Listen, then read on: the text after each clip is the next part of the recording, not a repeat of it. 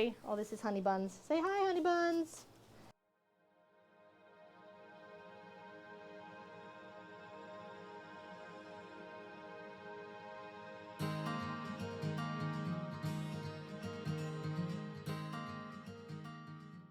Well, hello everyone. This is Shayna with my little homeschool on the prairie, and this video is the first of hopefully a series of different agricultural education type videos. And what I'm hoping to do today is, so this first video, it'll be about goats, it'll be about goat terminology. Some of this terminology is used, sorry, we're in the shed, there's flies. Some of this terminology is used across all species, but most of it is not, and so I will differentiate that for you. This video is going to be very, oh, this is Honey Buns. Say hi, Honey Buns. This video is going to be very basic. This is an introduction. This is mostly for kids who don't or will never have an exposure to livestock, and so hopefully this can give them that little bit of knowledge that they wouldn't otherwise have. And sometimes, you know, you can read kids' books to them that have this, but it's different actually seeing the animals. And, you know, one thing that I would actually love to do sometime in the future is host like a day on the farm or something to that nature, to where, you know, in the spring or in the fall or something like that, local homeschoolers can come out and actually see the animals, or milk our one milk goat honey, or, you know, do things like that that they would otherwise not get the chance to do. So what we're going to do, and this is my disclaimer, this is possibly the most important part of this video that you, mom or dad, whoever is watching this and listening, you need to listen very carefully. I will always use correct terminology. And so what that means is that, and this is my warning, so if there's young children, if you don't want them hearing this, here it comes, but I will always use terminology like testicles or penis or vulva, vagina, intact female, intact male, reproductively sound. We're going to talk about things that are relevant to livestock, because the terminology is relevant to what they are, their purpose, what they do, their age changes the terminology that you use, things like that. And so this is your warning. I will never say anything crude or inappropriate, but I will use correct terminology, because there's no sense in calling it anything other than what it is. And that's the same thing. Oh, I got a goat jumping on me. But anyway, so let's get started. I thought that it would be easiest to start with the smallest goats that we have. All right, so these here, a perfect example of what we have. So here they're all called kids. Okay, so a baby goat is called a kid, and all of these are kids. Now there are buck kids, which are males, and these two are males, they're buck kids. And then there are the females that are called the doe kids. Now you will, this is switching gears a little bit, they are sometimes, when they're older, referred to as billies and nannies. So billies being the males, nannies being the females. That's not terminology that I use. I personally don't find it to be, for me, I don't find it to be correct or professional terminology for the part of the industry that we serve, and so I will not use that terminology. But it's there if you happen to come across it. Billy and nanny, those are acceptable. That's just not terminology that I will use. But anyway, so these are the kids. Now, they have just been weaned. Now, what it means to be weaned, I should say the two boys, the buck kids, they have been weaned. But they are approximately, I think they're 10 weeks old, which is about 10 to 12 weeks old is when we wean our kids. Weaning is when you separate the kid from the dam. Now, the dam, that's also a term that is used to refer to mother. So their mother, their dam, we separated her probably about a week ago. They're doing great. They're eating their feed. They're in a creep pen. So a creep pen, this is their pen here. This is a pen that is designed specifically only for the babies to get into. so that they can eat as much feed as what they need. Now, if you let the adults in, they're going to devour everything. So that's why creep pens are important. Here soon, these two guys will get their own pen, because another interesting part about goats is that the males, they can actually be, what's the best way to say this? They can be reproductively potent, so they can start making babies actually at a very young age. I've never had one younger than about 5.5 months successfully breed a doe, but that's why we want to separate them young, is because they're just too young. And when they're this young, they're usually with other animals that are too young to be bred.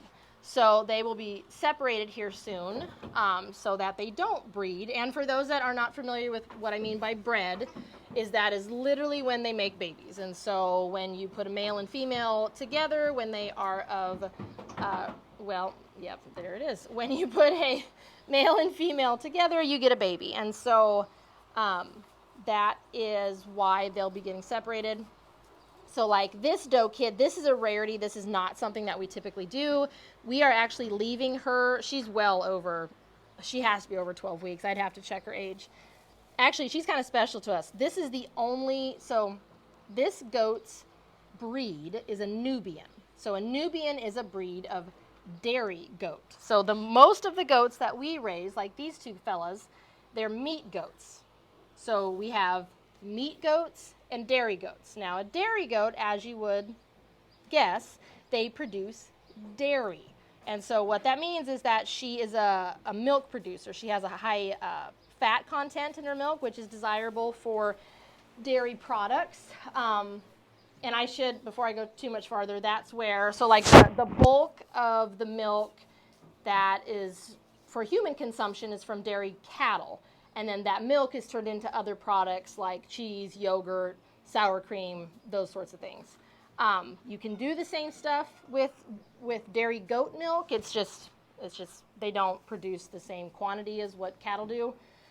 But she is our only dairy goat. The rest of the goats that we raise are, and we'll take a look at them here in a second, but the rest of the goats that we raise are, hi honey buns, are meat goats. And as you can guess, a meat goat, a meat animal, is raised for their meat. On our farm, we do not, here I'll take a step outside. On our farm, we do not consume the meat. We don't have anything against it. We just, that's not, we just prefer cattle. See, I guess we'll have to take a trip out there. You can't see them. They're over in the pasture. But anyway, so these guys are weaned, so they're away from their mom. They're in the creep eating. Let's see, what other information is relevant with these guys? Hi, baby.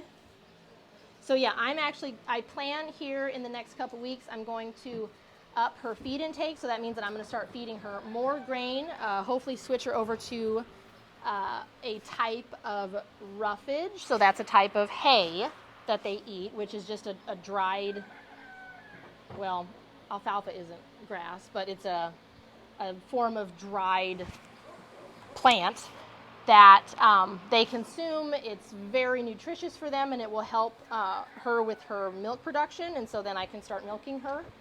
But yeah, all right, so I guess I never told, so this is a mature goat. That means that she is old enough to have babies, and these are called does. So we have the doe kid, which is a baby. Oh, she can also be referred to as a doeling.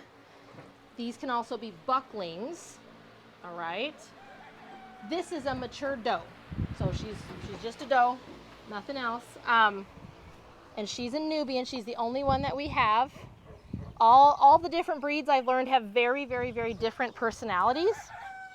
And so these Nubians are just about as sweet as they come.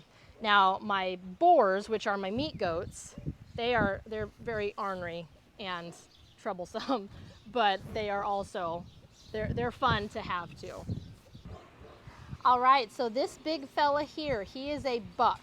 So he is a intact male. That means that he has the capabilities to reproduce. He has the capabilities to make babies. We are in the middle of breeding season, so this is another one of our does. So this is a large, an older female goat, and yeah, so he is in the process. He's been put in with her. We're hoping for late November babies. So again, a male goat is called a buck. Like I said earlier, they can also be called billies. This is not my preferred term. She can also be called a nanny. Again, it's just not, we call them does and bucks around here. They are both reproductively mature, so they are old enough to make babies. It's safe for them. It is possible, like little honey buns over there that I showed you, our doe kid, it is possible for her to make a baby, but it would not be safe or healthy for her because she's too young. And what that means, when I say too young, I mean that, like, when you look at this doe, she has a large body. She's capable of carrying babies. Her hips, where the babies have to pass through when they're born, there's room for them to pass through, where when you look at little baby honey buns over here, the doe kid that I showed you just a few minutes ago, her physical body is too small to carry kids. And so it would not be safe for her to reproduce at this time. She has to get older before we'll let her have babies. But then, like, these are still kids over here. They're probably about 7-ish months old. And these are still doe kids or doelings. They're just bigger. But again, these girls are also not reproductively mature. So they are also not old enough to have babies yet. It would not be, in my opinion, it would not be safe for them. And we definitely only want to do what is healthy and safe for them. So these are some of our keeper does. Again, that's a term that these are the ones that we chose to keep back to breed next year when they are old enough to breed. Oh, and I guess I should say this is our keeper buck kid. And so what that means is this is the buck kid from this last kidding season, and I'll say what that is in a second, that we deemed good enough to keep and raise back. He has the qualities about him that we want to see on our farm. And so we chose him to keep back, to grow out, so to see how big he gets, how he grows, what he looks like as he gets older. And yeah, so this guy is a keeper buck kid from this last kidding season. And when we talk about kidding, that is the process in which goats have babies. When they are kidding, they are giving birth to baby goats. And so when I talk about kidding season, that is the time of year when our goats are having their babies. All right, so I have to apologize. We've had some crazy storms and winds, and it has taken down loads of trees, and we haven't been out here yet to clean them up. But yes, so out here, these are our mature does, and they are working on getting bred by this fella here, this buck. But so these are all mature does, so what that means is that they are all old enough to breed. I should say another term that you may hear me use is yearling, a yearling doe. And what that means is they are over the age of a year. Yearling usually implies that they're old enough to breed. I use the term yearling, but actually most of these girls are at least 18 months old, so they're a year and a half old. And so, like, that's one of my yearlings, and that's one of my yearlings, and this pretty girl is one of my yearlings, and she's one of my yearlings. But yeah, so they are just out here grazing, or like her doing mischievous things along the fence line. But yeah, so, oh, Mr. Dude, he's behind me. Look at you, you handsome fella.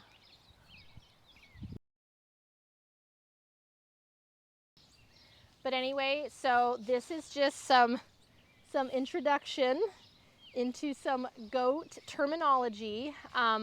There is so much more to cover. There really is. I could do a video on breeds. I could do a video. Okay, I know you're itchy. You're gonna knock me over. I could do a video on breeds. I could do a video on the different sides to the different industries, I guess you call it like the sub-industries of raising goats. There's just so many, there really is so many possibilities with education just within goats.